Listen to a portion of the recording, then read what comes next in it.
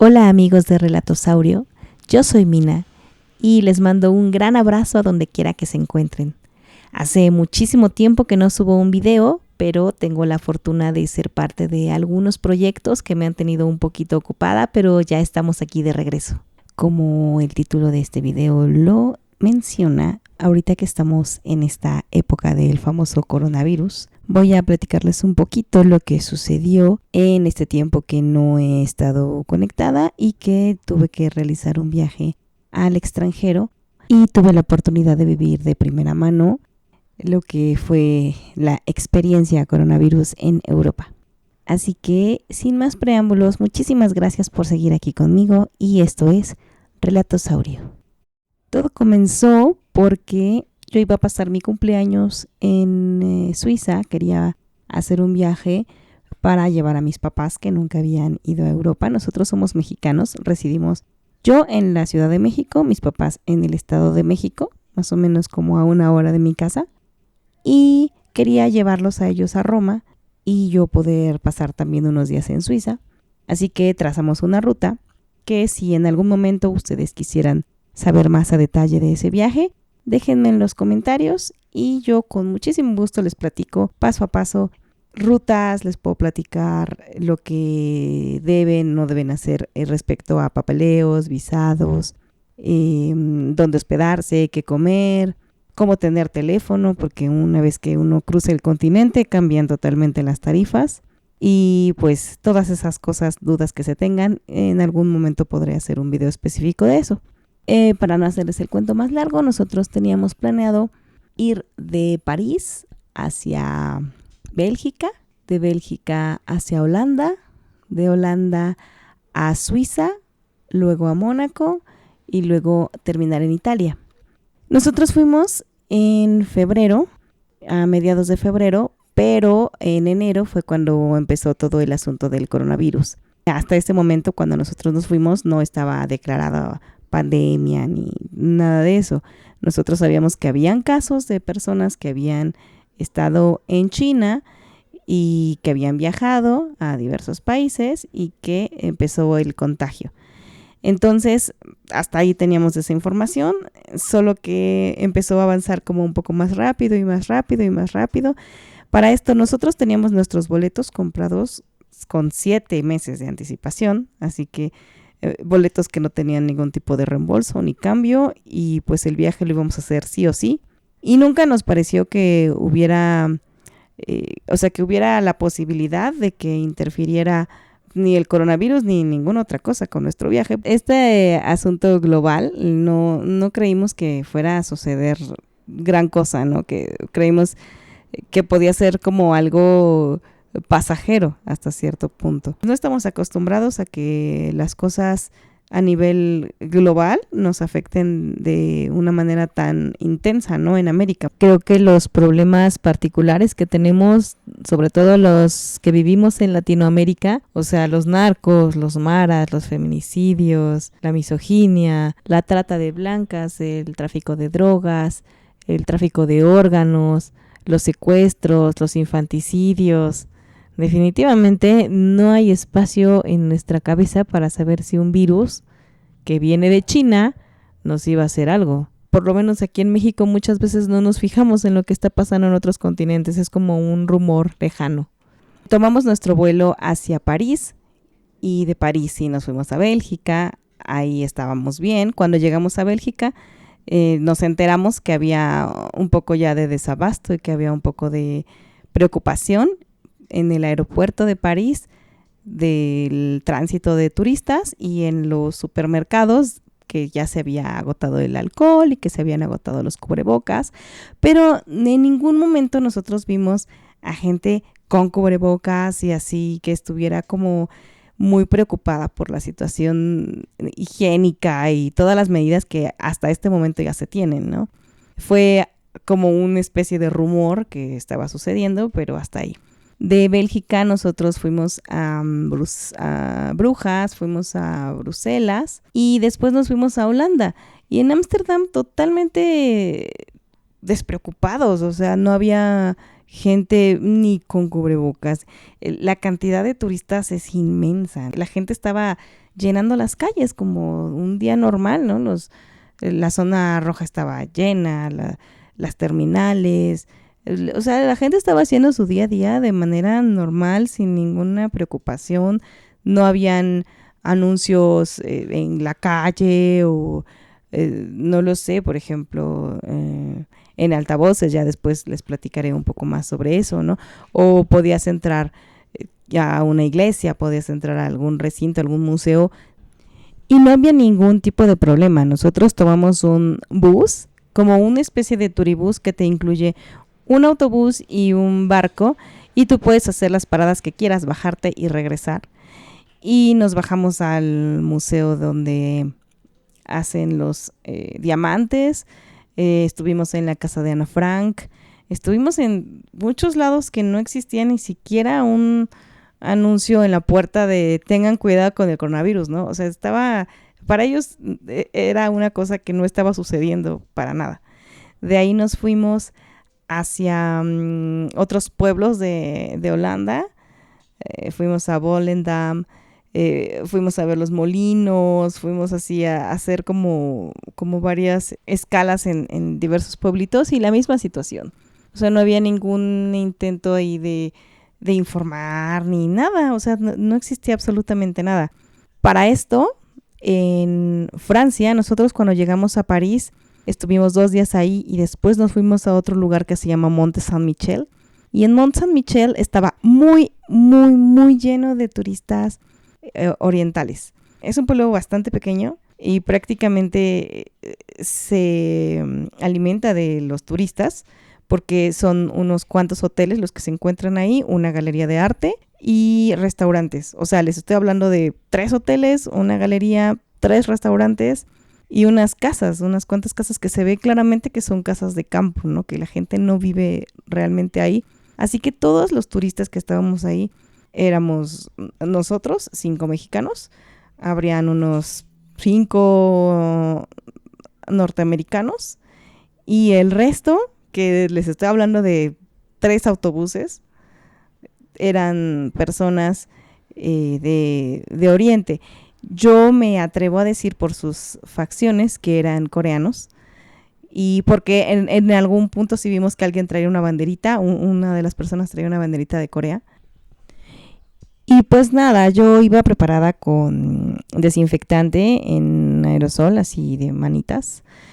Y llevaba cubrebocas, pero en ningún momento lo sacamos, o sea, solo estábamos teniendo nuestras medidas de higiene así básicas. O sea, tocábamos puertas, tocábamos, no sé, la mesa del restaurante y desinfectábamos lo que pudiéramos, ¿no? Lo que estaba en nuestras manos. Y ya estuvimos ahí un día, o sea, llegamos en la mañana, nos quedamos esa tarde y al otro día a mediodía nos fuimos. O sea, realmente estuvimos muy poco tiempo, pero sí la cantidad ahí de personas de Oriente eran muy grandes. Yo lo pienso un poco porque muchos de los vuelos para llegar ahí tienen que pasar por China, no hay vuelos como directos, ¿no? Y luego para llegar a Mont Saint-Michel hay que llegar forzosamente a París y de ahí tomar algo, ¿no? Venían ellos en autobuses, de ahí tomaron los autobuses. Entonces, pues ya pasamos de ahí, regresando a la historia en donde iba, que llegamos salimos de Holanda. De ahí de Holanda nos fuimos hacia Suiza, porque ahí teníamos una reservación para un tren que se llama Bernina Express, que es un tren panorámico que pasa por los glaciares de los Alpes suizos y termina en un lugar que se llama Lugano. Lugano ya es parte de Italia, que es parte de la región de Lombardía. Nuestro plan original era bajarnos en Lugano, tomar un tren hacia Milán y en Milán rentar un coche para ir a San Remo, a Mónaco, a Venecia, a Florencia, a Pisa y regresar a Venecia para quedarnos ahí. O sea, todo esto lo hacíamos en una semana y regresábamos a Venecia para poder de ahí tomar un tren nocturno que nos llevaba hasta Roma, porque nuestro vuelo de regreso a la Ciudad de México era desde Roma. Para ese momento, cuando nosotros estábamos en Suiza, anunciaron que ya habían cerrado algunas fronteras de algunos pueblos de Lombardía porque ya se estaba multiplicando de una manera exagerada el contagio del virus. Nosotros cuando salimos de aquí de la Ciudad de México, en Italia había cerca de 200 casos. Para cuando llegamos nosotros a Suiza, habían miles, así eran miles. Entonces no sé, empezaron a hacer como de 200 en 200 en 200, así, ¿no? O sea, cada día que pasaba ya eran otros 300 y otros 300 y otros 200. Y de pronto ya eran demasiados y de pronto ya habían cerrado fronteras. Y nosotros íbamos a hacer todo este trayecto por carretera.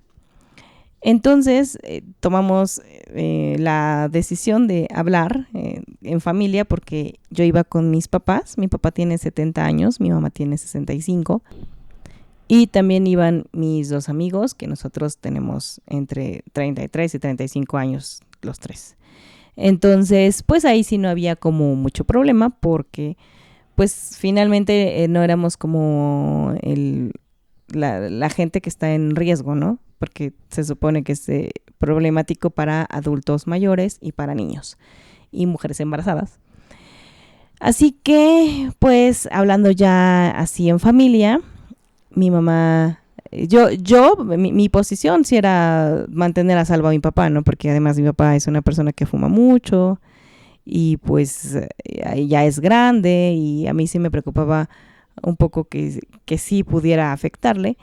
Mi mamá también pensó que lo mejor era pues saltarlo, ¿no? O sea, tratar de tomar un vuelo para llegar a Roma y no tener que cruzar realmente, porque al principio cuando nosotros llegamos a París y sabíamos que ya habían contagiados en Italia, dijimos, bueno, nos ponemos los cubrebocas porque finalmente sí llevábamos, y llevábamos, les platicaba, ¿no? El desinfectante y así, dijimos, pues nos ponemos el cubrebocas, el desinfectante y nos pasamos, o sea, no creo que pase a mayores. 2 semanas después dijimos, no, esto no creo que vaya a funcionar, mejor sí hay que tomar un vuelo, y compramos un boleto para salir de Zúrich hacia París. El boleto se compró directamente con la aerolínea y teníamos nuestra aplicación, y de pronto yo estaba dormida un día antes de volar. Yo estaba dormida y desperté así pensando que qué tal que en mi boleto no incluía mi maleta, que tenía que comprar mi maleta porque pues sí llevaba equipaje. Y con eso de que cada aerolínea toma el equipaje de mano con un kilo diferente, o sea, a veces te dicen que 10, a veces te dicen que 12, a veces te dicen que 8, dije, ¿qué tal que tengo que pagar muchísimo de equipaje, no? O sea, ya habíamos perdido el tren nocturno que era totalmente irreembolsable. Ya habíamos perdido una semana de hospedajes. Ya habíamos perdido, o sea, ya eran muchas pérdidas y comprar el boleto de avión nuevo y así. Y dije, no puede ser, ¿qué tal que también tengo que pagar esa maleta? Entonces me meto a la aplicación. Mi vuelo salía a las 5:30 de la tarde del siguiente día. Me meto a la aplicación y me sale con que el vuelo sale a las 10 de la mañana. Pero nunca sonó la aplicación, nunca me avisaron, nunca me mandaron un mail, nadie me marcó, o sea, nadie avisó de ninguna manera que ese vuelo se había cambiado, cosa que me parece gravísimo, porque pienso, nosotros cuando llegamos al avión, o sea, obviamente nos hablamos entre nosotros así de, oigan, nos tenemos que ir mañana más temprano porque volamos mucho más temprano de lo que pensamos, pero bueno, lo logramos, ¿no? Nosotros andábamos en Constanza, ni siquiera estábamos en Zúrich, andábamos en Constanza un día antes. Regresamos a Zúrich, preparamos maletas, nos fuimos, tomamos el avión y el avión iba bastante vacío. Y me decía Eduardo, es que es muy probable que el avión iba vacío por toda la gente que no se enteró, ¿no? Que había sido cambiado el vuelo, y me parece gravísimo porque pienso, imagínate que tú estás allá, que ya está el coronavirus, que estás bien lejos y tratas de llegar a tu país o a donde sea que tengas que llegar, a tu destino, y la aerolínea no te dice, eso está imposible porque perdiste ese vuelo y ya son otros miles de pesos para comprar otro vuelo, porque lo que sí sucedió es que había muchos problemas de comunicación que tenían que ver con que ellos están acostumbrados a la automatización. Es decir, que tú hablas y posiblemente te va a contestar una contestadora. Y tú compras en el aeropuerto, tú llegas a comprar boletos y hay una máquina. O sea, es mucho más difícil porque no está una señorita en el mostrador que te está explicando cómo son las cosas. Es totalmente otra cultura. Entonces, poderte comunicar y decir, oiga, ¿me puede cambiar mi vuelo? Oiga, me suspendieron mi vuelo, ¿qué puedo hacer? Era imposible, no, nadie te iba a contestar, ¿no? Y sí me pareció eso así como, pues sí, como muy feo y triste por las personas que no hayan podido abordar ese avión. Nosotros finalmente sí llegamos a Roma y ahí ya empezó un poco el acelere del coronavirus ya de manera más directa.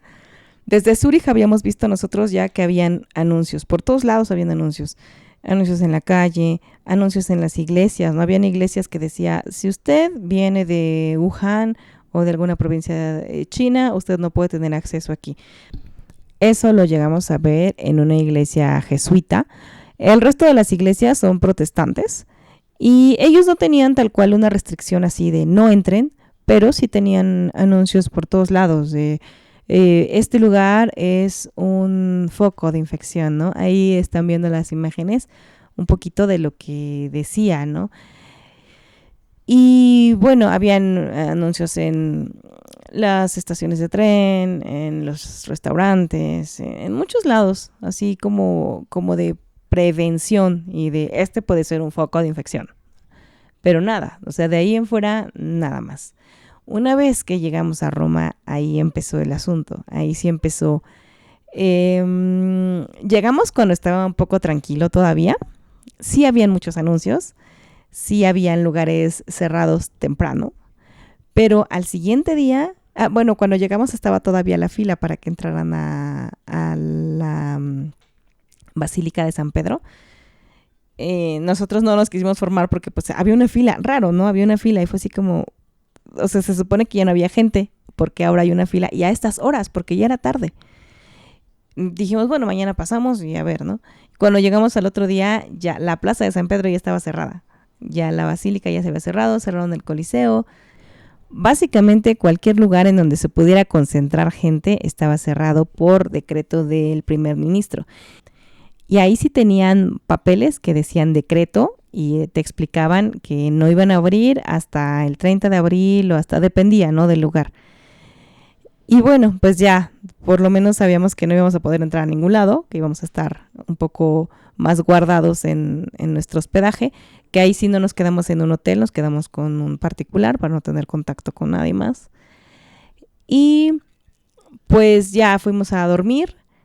Al siguiente día ya estaba cerrada la Fontana de Trevi, había un toque de queda, o sea, a las 6:30 de la tarde, ya todos los lugares estaban cerrados. Me tocó ir a comer, nos metimos a un restaurante como a las 5, y en cuanto entramos empezaron a cerrar las puertas, así todo, y fue así de wow, wow, wow, ¿qué está pasando? Y le preguntamos a la persona que atendía ahí que si nos teníamos que salir, y dijo que no, que lo que pasa es que había un decreto de que tenían que cerrar y pues que iban a cerrar, pero que podíamos seguir comiendo los que ya estábamos adentro. Y pues ya terminamos de comer y para cuando salimos, o sea, una hora más tarde, estaba desierto todo. Había gente en la calle, ¿no? De la gente que, como turistas como nosotros, que seguramente estaban viendo o comiendo o haciendo algo y que ya iban hacia sus lugares de dormir.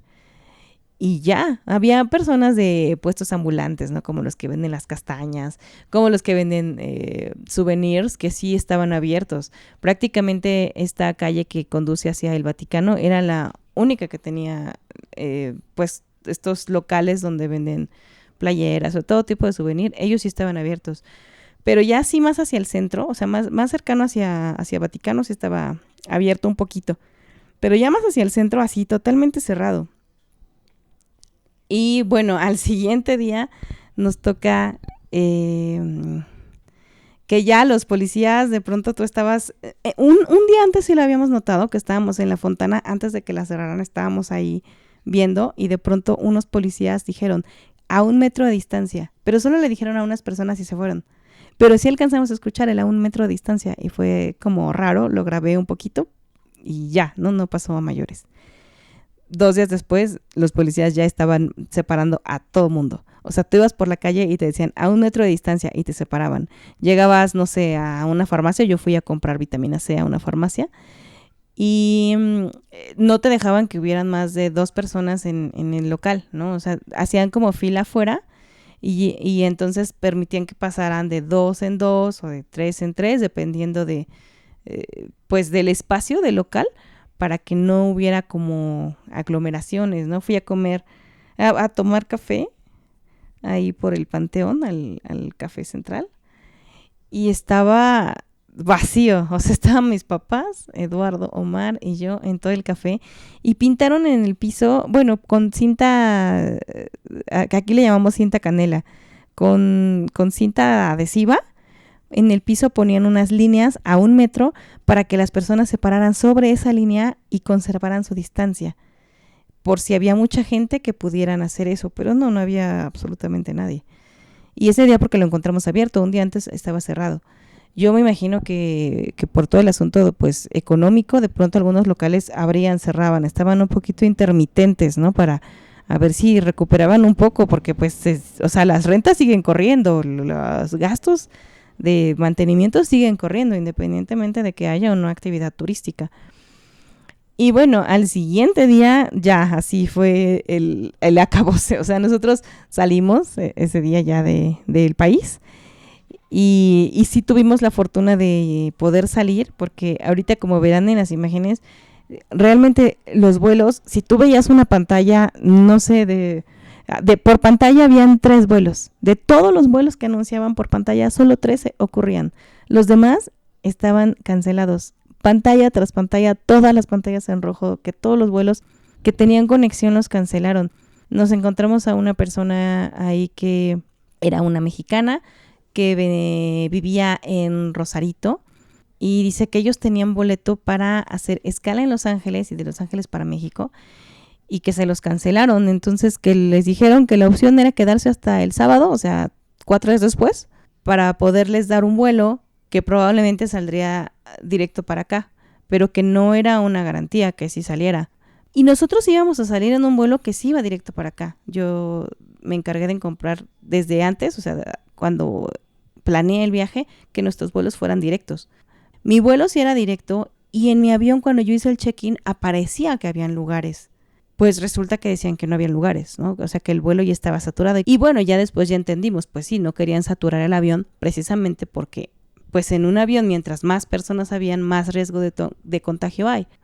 Pedimos un auto que nos trasladara hacia el aeropuerto, porque ya empezaba a ser bastante hostil el asunto. Desde nuestra llegada a Roma habían bastantes militares que tenían cerradas ciertas partes de la ciudad con vallas, y luego los camiones militares.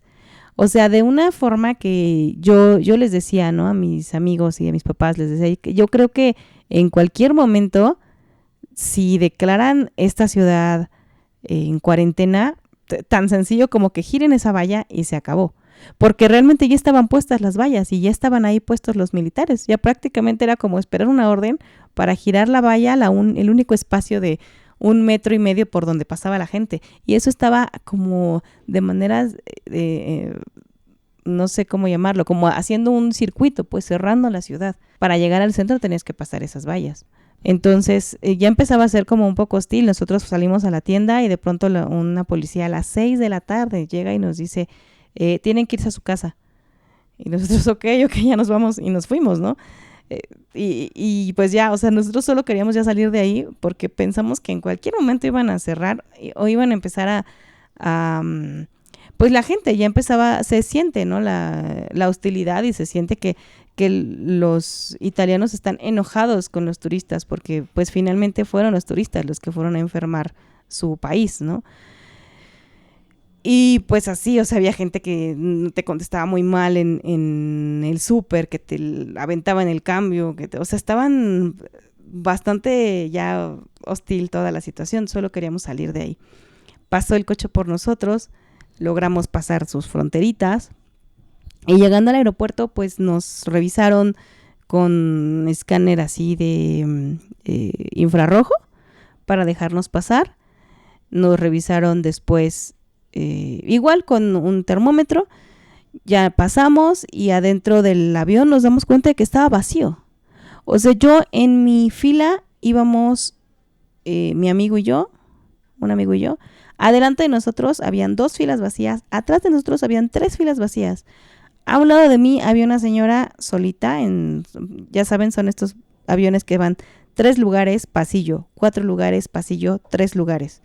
Había una señora en el de 4 y al final en los otros 3 estaban mi papá y mi mamá. Y así, o sea, éramos realmente muy pocos. El avión estaba bastante vacío del lado nuestro. Después venía la clase económica light, creo que le llaman. Y ahí sí iba un poquito más lleno, pero, o sea, yo creo que no iba ni al 40% de su capacidad del avión. Iba bastante vacío. Llegando acá, pues igual nos pasaron por escáner. Después nos pasaron a revisar la temperatura. Y ya cuando pasamos nuestro sello en la aduana, vimos que había no pude tomarle foto ni video porque pues no se puede hacer nada en esa sección del aeropuerto, pero había una salita con muchísima gente oriental, ¿no? Y pues bien triste la situación porque se les veía cansados, se les veía desgastados y se les veía aislados ahí.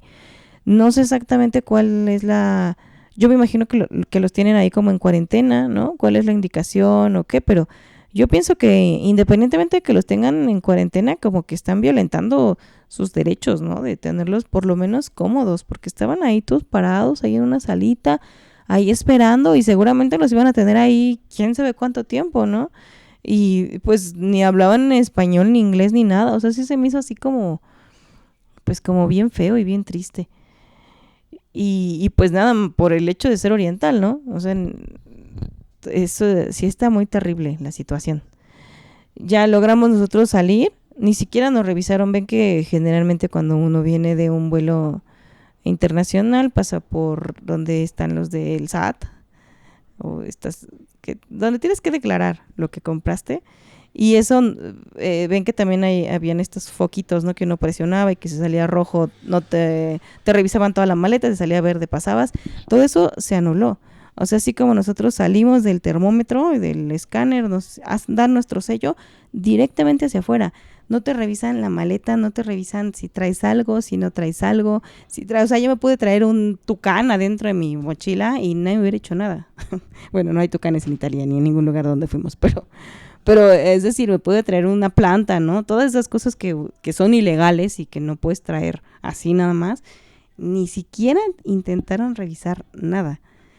Y pues ya, esa fue mi historia. La verdad, bastante padre el viaje, sí, fue una experiencia muy, muy, muy padre. Esta cosa del coronavirus sí fue algo raro. Yo espero lo mejor para todos y que la situación mejore, porque aquí ya en el país pues ya empezaron con medidas, ¿no? Ya empezaron que ya la SEP va a adelantar las vacaciones.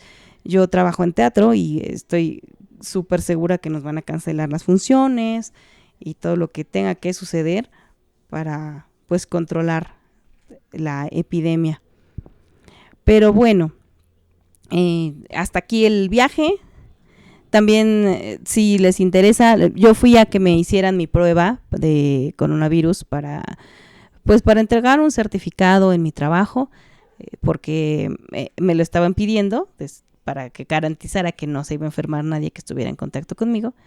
Y pues fui a hacer todo este trámite al Instituto Nacional de Enfermedades Respiratorias, conocido como el INER, aquí en mi país.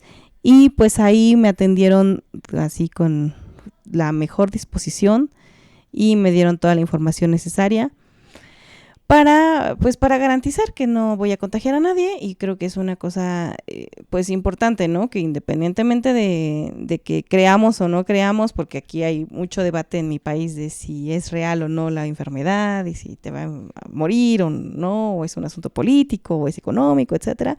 Independientemente de eso, pues podemos ser responsables con nuestra salud. Y pues nada, todo bastante tranquilo.